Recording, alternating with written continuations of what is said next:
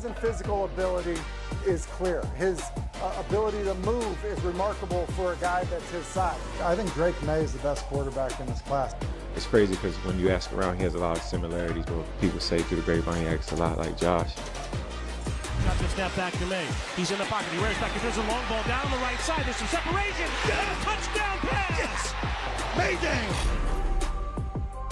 Hi, everybody. It is the first day of May, and it's May Day, as in Drake May. As we welcome you to NFL Live, I'm Hannah Storm alongside Mike Tannenbaum, and Mina Kimes is joining us as well. So on to New England and Drake May. They were very, very busy in the offseason. Drake May commenting on all the new faces there for the Patriots. I like to hopefully call myself this year a leader, and I think working towards that. I think just earning the guys' respect. A lot of new faces in here. Come in here and work hard, and still those guys that we picked up in free agency or the rookies or guys we picked up.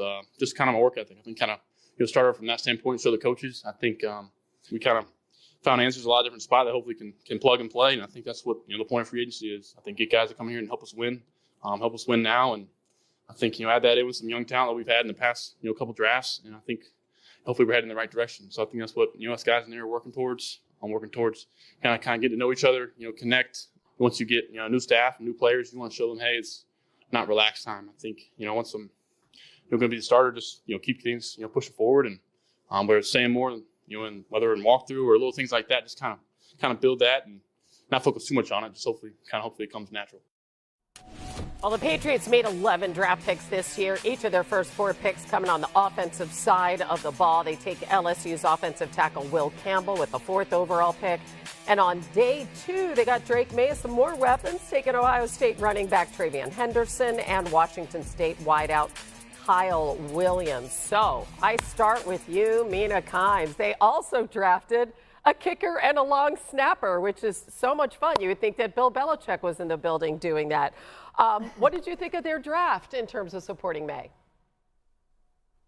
Yeah, I don't have any analysis on the kicker or the long snapper, but as far as the rest of the class, particularly the offensive players they took for early on, I absolutely loved what the Patriots did.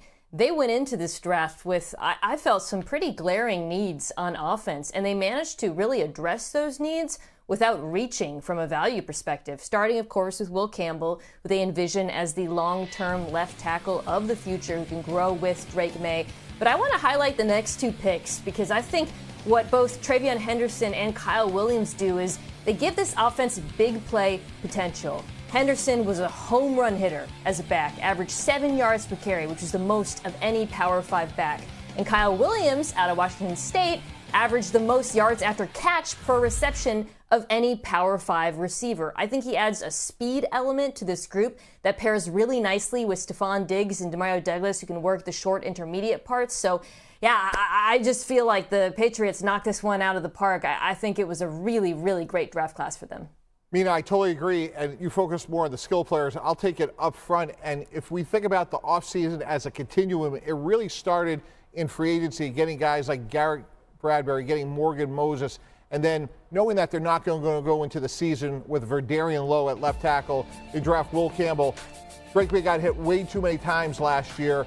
To me, that was job number 1. It was great to get those skill players as well, as Mina had mentioned, but if you can't protect a young quarterback, nothing else matters. So I like how, Hannah, they sort of bootstrap this offensive line a little bit in free agency, a little bit in the draft. I think this offensive line should be vastly improved. Yeah, listen, they need it. Drake May was pressured at the highest rate of any quarterback in the NFL last season, so you have to do that. All right, today is the deadline also for teams to pick up or decline players' 5th-year options. As expected, the Lions have exercised the option on star edge rusher Aiden Hutchinson.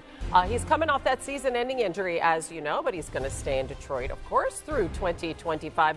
Really key piece to their defense. They also pick up wide receiver Jamison Williams, his 5th-year option. So, Mikey T, with the deadline here, what do you like? What do you not like? What surprised you with these 5th-year options? Hannah, I really like what the Dallas Cowboys did. They exercised the option for Tyler Smith. Tyler Smith has been rock solid so far in his career. Started 47 games. And if you're going to invest a first-round pick in Tyler Booker, you're saying we need to have a firm pocket for Dak Prescott. Tyler Smith, Tyler Booker. Look, it's a little expensive at $23.4 million a year. But again, that gives them an offensive line that is now solidified up front. Okay, next we have for the New York Giants, Kayvon Thibodeau. I don't like the fact that they exercise the option, and here's why, Hannah. You have Brian Burge, you're paying a lot of money on one side. You just took Abdul Carter on the other side.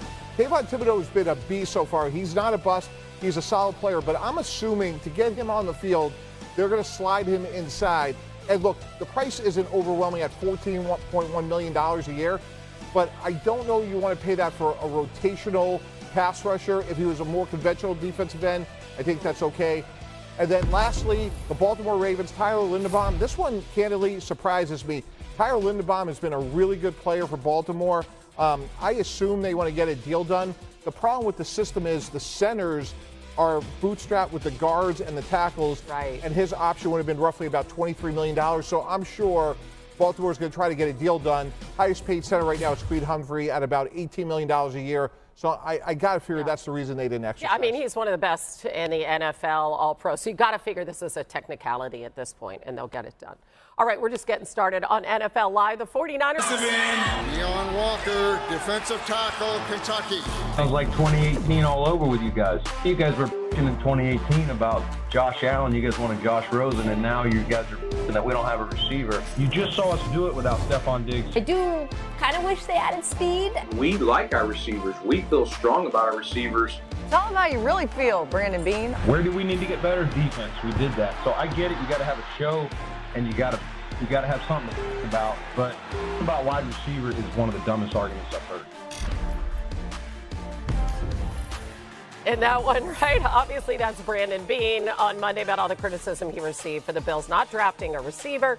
Yesterday, though, they did sign Elijah Moore to a one-year deal worth up to $5 million. Josh Allen, he's got to be the best quarterback that Moore's played with, so it'll be interesting to see what Moore does there. Okay, let's go to our former GM first. What did you think of the way he addressed the situation, Brandon Beane? You know, Hannah, it's really hard to relate to this. GM getting criticized. Yeah, I know. It never happens, does it? I can't relate to this at all. You know, look, you got to ask question after question about your vulnerability, what's ever perceived to be. And I think Brandon's like, you know what? We got a really good team. Do your homework. Ask me something different. I'm sure he was exhausted. He's a great guy. He's very confident. He has a lot to be proud of. So I think it was probably the wrong question on the wrong day. Well, keeping receipts, though, to go all the way back to the Josh Rosen criticism.